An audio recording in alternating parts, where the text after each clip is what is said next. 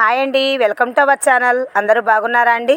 ఈరోజు మనం ఎంతో టేస్టీగా ఉండే ఎండుమిర్చి టొమాటో చట్నీ తయారు చేసుకుందాం రండి. ఇది రోటీలోకి బాగుంటుందండి, దోశలోకి బాగుంటుంది, రైస్లోకి కూడా చాలా బాగుంటుంది. ఇందుకు కావాల్సిన ఇంగ్రీడియంట్స్ వచ్చేసి ఎండుమిర్చి అండి, టొమాటో, 1 స్పూన్ వచ్చేసి ధనియా, 1 స్పూన్ జీరా అండి, కొంచెం చింతపండు అండి. ఓకే అండి, ప్రాసెస్లోకి వెళ్దాము. ఓకే, స్టవ్ మీద బాండి పెట్టేసి అందులో కొంచెం ఆయిల్ వేయండి.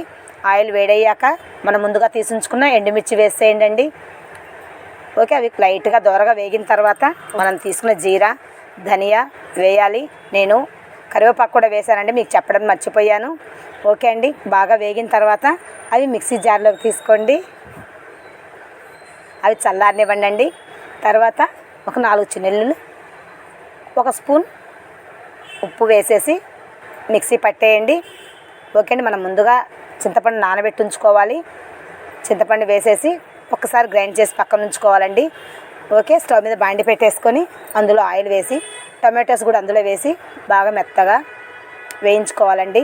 అది మెత్తగా వచ్చేసేయాలి. ఓకే అండి, అవి కొంచెం చల్లారనిచ్చేసి మనం మిక్సీ పట్టేసుకోవాలండి. ఓకే, ఇందులో ఆనియన్స్ వేసుకొని సర్వ్ చేసుకుంటే చాలా రుచిగా ఉంటుందండి.